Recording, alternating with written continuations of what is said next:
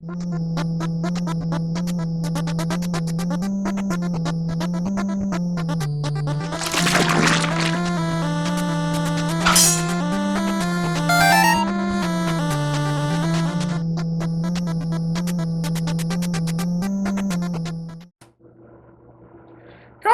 caw, caw. Hey guys, sorry for the dumb bird imitation. Today we are going to do a rock encounter, okay?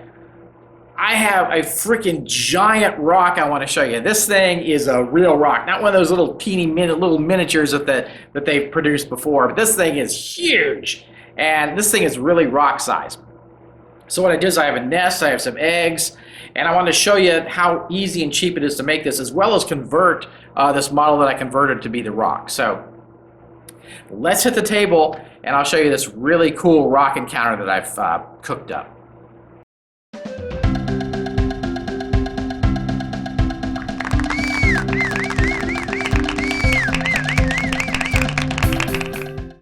So I really want to have a giant rock to terrorize my players. I've never been really happy with any of the miniature rocks that you can get, but I saw this Safari Limited Bald Eagle at Michael's, and it is 16 bucks, but if you get the discount, you can get 40 or 50% off, so basically half, right? So pretty cool. So I thought this would be a great place to start for my project. So let me show you what it looks like and what I did to it. So here's my rock in all its glory. Here's Roderick. And here's the rock next to it. Wow, look how huge and awesome that is. So basically it's just painted black, and I used some blue gray to do some detail work on him. So pretty cool.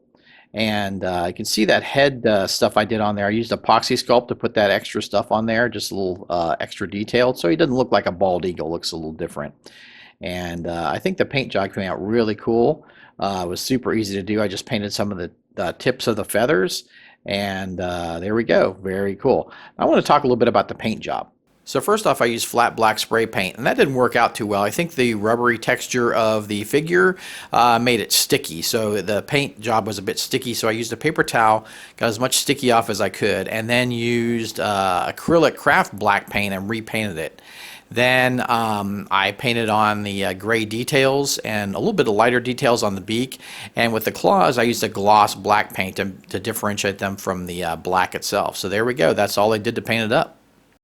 All right, guys, I got these wreaths at Hobby Lobby in the floral section and less than $2. So great. This will be the great start of our nest. I'm going to take the piece holding those two together, take it off, and I'm going to kind of break these up or cut them up, because I'm going to use these later on in the project. Okay, so everything is used. Throw nothing away. Okay, there we go. Cool. Now I want the nest to be appropriately tall, so I'm going to glue the two halves together. Okay, or the two pieces actually. My hot glue. And so just put the other on top.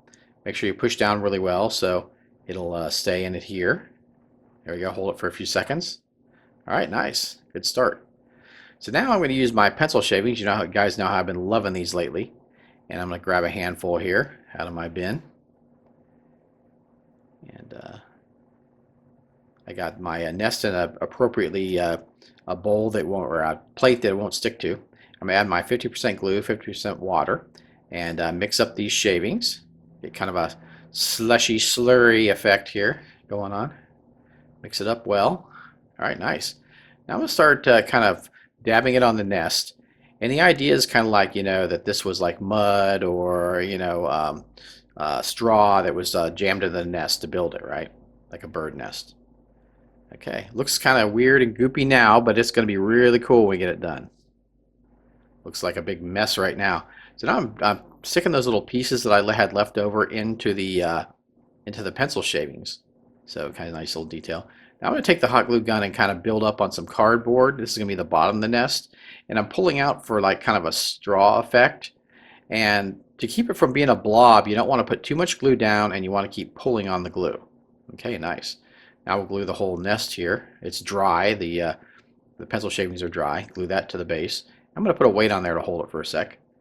And once that's hardened up, I'm going to cut it out from the cardboard. So nice. Now we have our bottom of our nest. Now I'll just take my hot glue and cover up the corrugation so you don't see that. And you can see this cardboard has that plastic backing, so it makes it extra strong. Okay, now I'm going to use some more pencil shavings and go around the edge of the bottom of the nest. They kind of blend it in so it's kind of more of a bowl shape. And I'll put a little bit more extra on the bottom there. So cool. All right, let's let that dry up. You can kind of see there the rotation. Now I'll spray paint the whole thing with my flat black spray paint, and I'll be ready to go. So here it is. I'm going to use burnt umber.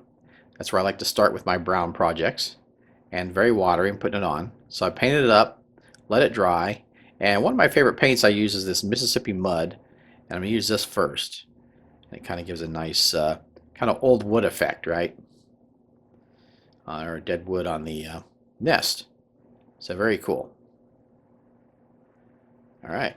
Now for the pencil kind of areas, I'm going to use more of a golden brown, kind of like simulates like, straw that the bird is jammed into the nest, dead vegetation.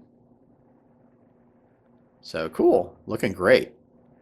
All right, now I want to make the eggs for the nest, and I got these at the craft store. These are 1.25 inches long, and you can find these anywhere online, really. And I spray painted it flat black. I'm going to use an off-white and put it on very light or very wet here, I should say. And I'm going to dab some blue-gray on there, and then kind of run it in my hands to kind of mix it up. And we'll just let that dry and see how it looks. Now, if you want to do a broken egg, you could use a small Easter egg, right? And you can see it's hollow inside. And you could just break it up, okay? Smash it up with a hammer. And you could use those bits as the eggshells, right? It's a little out of scale, but when it's broken up, you're really not going to be able to tell. And that's a really easy way if you want to do broken eggshells. Just paint it the same way as the egg. All right, crafters, here's the nest. I think it came out fantastic, the eggs, but I think I want to add one more little thing, right? And I picked up this moss, this Spanish moss at the craft store, and it's just dried. You can pop it in there. Gives a nice little comfy bed for your eggs, right? And just pop them in there. So look, great finishing detail, I think.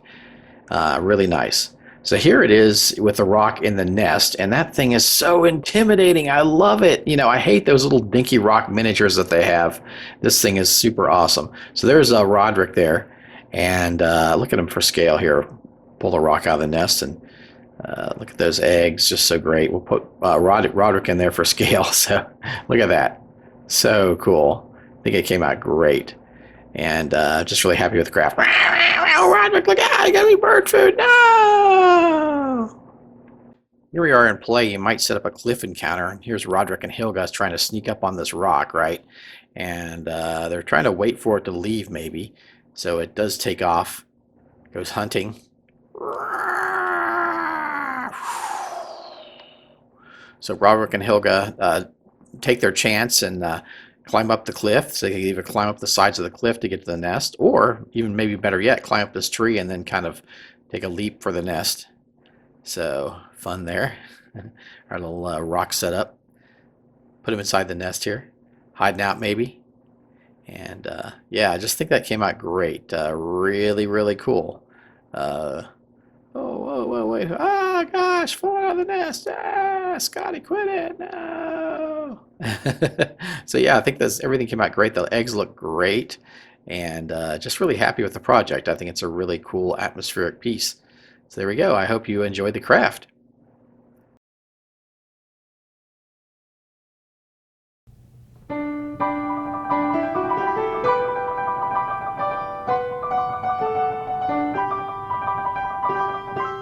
Roderick and Hilga, you better get out of here before the rock comes back. Watch out, that tree's loose. Oh gosh, the roots. Oh no. Ah! Well, that didn't work out so well, did it, guys?